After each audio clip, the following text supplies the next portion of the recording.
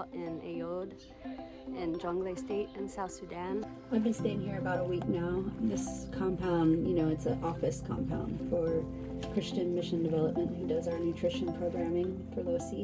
They built the huts for colleagues like myself and Vivian to come and stay in when we're in Ayod, because there's not really any hotels or anything like that here. It's just a huge camp of IDPs, so there aren't a lot of resources, not a lot of places to stay.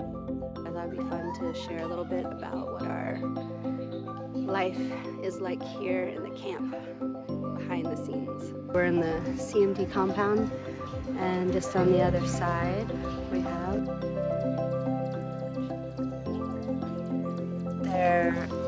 the ethnic tribe of Nuer, and many of them fled to Ayod starting about 10 years ago when the government committed genocide against their people.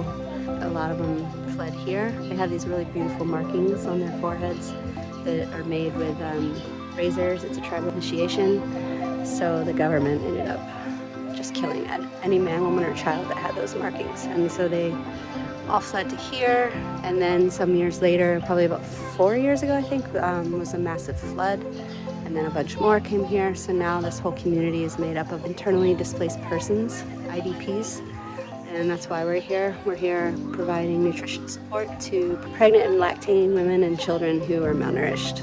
We give them seeds to make farms, because when they came here they had nothing. So we give them seeds, teach them how to plant the seeds, and introducing new vegetables into their diets like eggplant and tomato. They already had okra, but they didn't have the seeds, so we gave them okra seeds. So just helping them kind of build a sustainable life for themselves here. In many African cultures, Sunday mornings we don't work. So everybody's on a break. We'll go back out to the villages later and take some photos, and this is my little mud hut. So this is the typical style of housing you find in much of South Sudan. I saw a statistic the other day that around 93% of private houses are these mud huts. They're made of grass and mud, and then they take the grasses and thatch the roof together and put it all together with wooden poles. That is a bed that I use to store all my things up off the ground.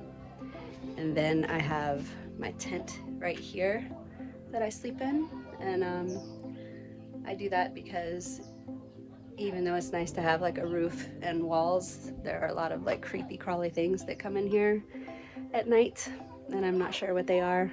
Definitely I've caught some rats running away when I get out of the tent, but there's other things that I just choose to ignore, but thankfully nothing's ever been able to get into my tent, so that provides me with a little bit of feeling of security away from the creatures. Put the footprint down, and then the mattress on top of that, and then my tent on top of that, because just in case the mattress had bed bugs or anything like that, protects me from it. All my equipment here, this is what I bring everything in the field to. I pack it up in this nice little cushy box. My food storage, so that those said rats cannot get into my food and eat it while I'm sleeping. And everything here is kind of just add hot water, and if you can't find hot water, you can add cold water and let it soak. I've had to do that before. That's the beauty of ramen, is you can just let it soak in cold water for like 20 minutes and you still have a meal.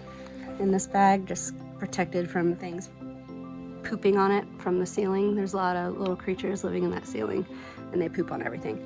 I have my clothes. This is all the clothes I bring to the field, because I have so much equipment that I have to bring that I have to really cut down on clothes. End up hand washing everything every few days. And this is all my equipment. I've got all my tripods and my lighting gear and camera body and extra lenses in here. And then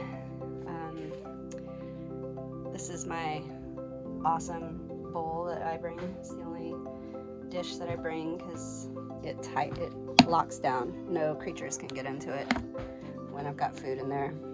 And I've got some oats that I'm making right now. Let's take a look at what's inside my tent. So this right here is the best new addition to my whole kit here, is this awesome fan, because it's really hot here. Sleep really well with that thing on. and then it just charges USB. Got these little battery powered lights that I use at night when I just want to, before I'm ready to go to bed, but the mosquitoes are too bad. I have a little cool chill space to hang out and read and transfer media on my computer. And these are actually like my son's little hot air balloon lights, and they remind me of them, so it makes me feel extra cozy and warm. Here I've got my running backpack, so if anything happens, I've got my passport in there, and I've got a water filter so I can drink out of a stream if I need to. I've got like a bunch of nutrition bars so I can last a few days if I need. And these are my blankets. I don't bring a sleeping bag or anything because it's just too hot for that. This is a little travel pillow that folds up really, really small. It's awesome. So over here, we have one of the most important things in the kit, and that is bucket. These are buckets that we gave to our beneficiaries, but we do everything with this thing. We use it for showering, taking bucket baths, and I'll show you the shower in a moment.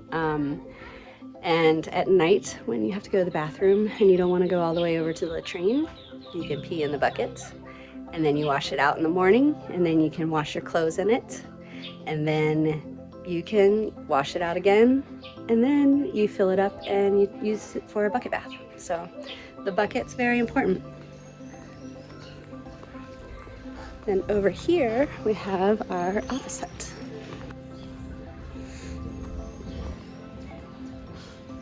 This is where we come to charge our computers, batteries, things like that.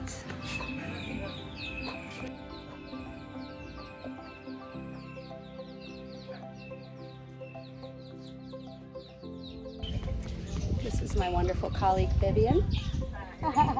It's Sunday morning, we're taking a break, relaxing, resting. So as you can see, this is our compound. Vivian's just done her clothes here. So I did mine yesterday. Everything's all clean and dry. It dries in about 1 hour here because it's so hot. But right now I'm walking to the bathroom. So now you can see why I pee in a bucket at night, because it's just way too far to walk in the middle of the night with like snakes and who knows what. So here we have the latrine.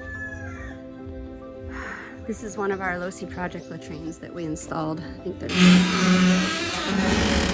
so we're hanging these up in house levels. We actually just skipped them the sanitation tile. This is that plastic thing right here. And then they build their own latrine. It's very far down. The other day I dropped my toilet paper in there and almost my phone, so I don't bring my phone in here anymore.